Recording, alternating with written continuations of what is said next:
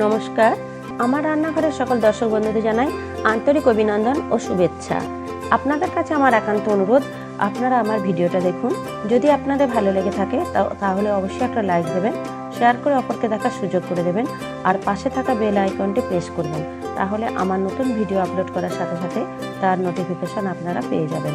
আর নিত্য নতুন রেসিপির আপডেট পাওয়ার জন্য অবশ্যই আমার চ্যানেলকে সাবস্ক্রাইব করবেন প্লিজ। চলুন তবে রান্নায় ফিরে আসি। আজ আমি আপনাদের কাছে একটা পুরনো ঐতিহ্যময় রেসিপি নিয়ে এলাম, ওলের ডালনা। সম্পূর্ণ নিরামিষভাবে তৈরি এই ওলের ডালনা বানানোর জন্য আমি এখানে 500 গ্রাম ওলকে এরকম ছোট ছোট করে টুকরো করে কেটে নিয়েছি। তারপর নুন দিয়ে সিদ্ধ করে নিয়ে জলটা ফেলে দিয়েছি। আর এখানে 4টে আলুকে আমি একই রকম টুকরো টুকরো করে কেটে নিয়েছি। এছাড়া নিলাম 2 টেবিল চামচ ধনে গুঁড়ো, 2 টেবিল চামচ জিরে গুঁড়ো, 2 টেবিল চামচ হলুদ গুঁড়ো, এখানে 2 টেবিল চামচ কাশ্মীরি লঙ্কা গুঁড়ো, এখানে 1 টেবিল চামচ গরম মশলা গুঁড়ো, এখানে প্রায় 1 টেবিল চামচ টক দই আমি একটু ফেটিয়ে নিয়েছি। এছাড়া এখানে প্রয়োজন মতো নুন, চিনি, আর এখানে 1 টেবিল চামচ গাওয়া ঘি নিয়েছি। এছাড়া আমি এখানে একটা টমেটো কুচি করে নিয়েছি, 5টা এলাচ, 5টা লবঙ্গ, 1টা দারুচিনি, 2টো তেজপাতা, 1 টেবিল চামচ গোটা জিরে, আর 2টো কাঁচা লঙ্কা আমি এইভাবে চিড়ে নিয়েছি। রান্নাটা আমি সরষের তেলে করছি, আর তাই কড়াইয়ে 2 টেবিল চামচ সরষের তেল দিয়ে দিয়েছি। তেলটা গরমও হয়ে গেছে। এবার আমি ওলের টুকরোগুলো একটু আগে ফ্রাই করে নিচ্ছি। খুব সামান্য পরিমাণ নুন আর হলুদ দিয়ে আগে ওলটাকে ফ্রাই করে নেব। নুন হলুদ দিয়ে ওলটা আমি একটু ফ্রাই করে নিয়েছি। এবার আস্তে আস্তে তুলে নিচ্ছি। ওলটা আমি ফ্রাই করে তুলে নিয়েছি। এবার আর 1 টেবিল চামচ আমি সরষের তেল দিয়ে আলুটা ফ্রাই করে নেব। আলুটা আমি দিয়ে দিলাম, আর এই আলুর মধ্যেও দিয়ে দিলাম সামান্য হলুদ আর প্রয়োজন মতো নুন। এবার আলুটাকেও আমি ভালো করে একটু ফ্রাই করে নিচ্ছি। আলুটা কিন্তু দেখুন ফ্রাই হয়ে গেছে। এবার আমি আস্তে আস্তে আলুটাও তুলে নিচ্ছি।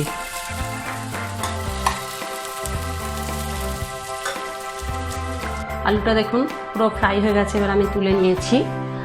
আবার আমি আর 1 টেবিল চামচ সরষের তেল দিয়ে দিলাম।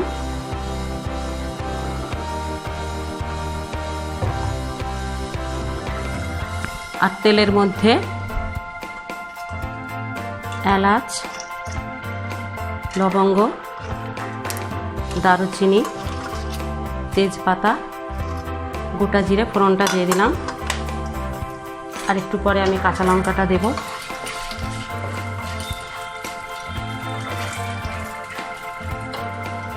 ফোড়ন পুরো ভাজা হয়ে গেছে। এবার কাঁচা লঙ্কাটা আমি দিয়ে দিলাম, আর দিলাম টমেটো কুচি।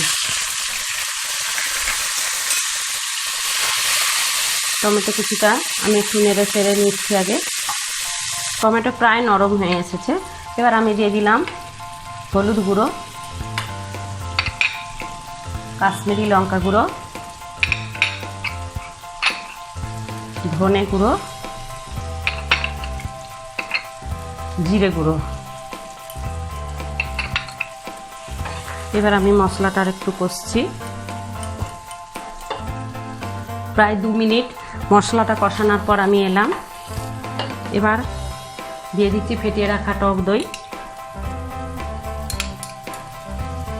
দিয়ে আবার আমি মশলাটা একটু কষাচ্ছি। এই সময় শ্রাবণ ভাদ্র মাসে প্রচুর পরিমাণে ওল পাওয়া যায় বাজারে।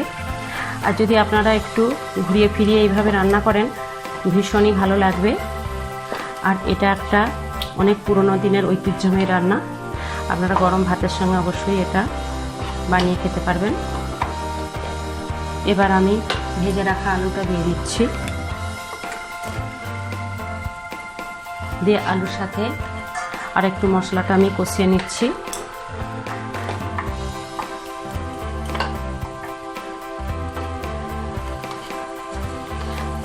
যেহেতু আমি ওলটা সিদ্ধ করে নিয়েছি আগে থাকতে, তাই আমি ওলটা এখন দেব না।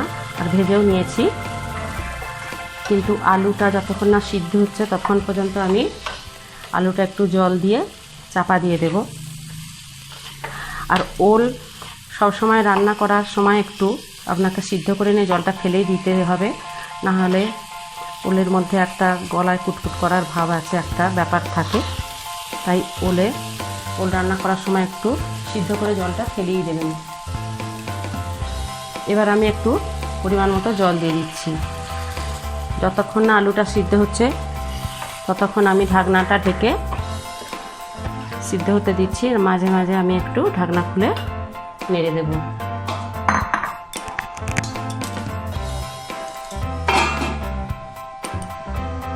প্রায় 10 মিনিট পর আমি এলাম ঢাকনা দিয়ে ঢেকে সিদ্ধ করার পর।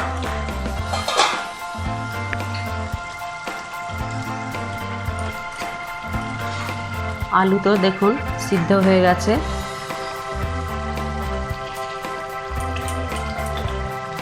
এবার আমি ভেজে রাখা ওলটা দিয়ে দেব।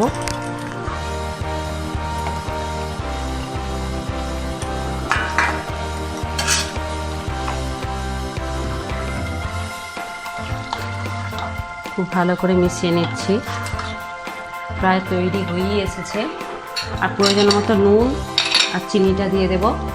আপনারা টেস্ট করে নিয়ে প্রয়োজন মতো নুনটা দেবেন, কতটা কি নুন লাগবে সেই অনুযায়ী। আমি 1 টেবিল চামচ চিনি দিলাম।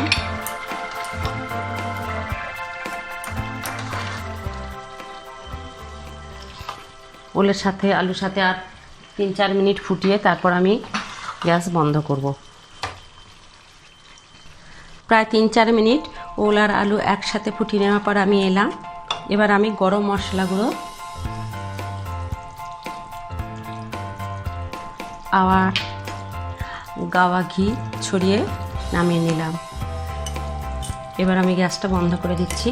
আর একটা কথা বলে রাখি, যদি কোনো সময় আপনাদের টক দই না থাকে তখন টক দই ছাড়াও আপনারা এই রেসিপিটা বানাতে পারেন, তাতে টেস্টের খুব একটা খারাপ লাগবে না টেস্টের। এবার আমি গ্যাস বন্ধ করে দিচ্ছি। একদম তৈরি হয়ে গেছে আমার রেসিপি, সম্পূর্ণ নিরামিষভাবে তৈরি ওলের ডালনা। দেখুন কতটাই সুন্দর হয়েছে। এবার আমি পরিবেশন করছি। গরম ভাত, রুটি, পরোটা সব কিছুর সাথে আপনারা পরিবেশন করতে পারেন।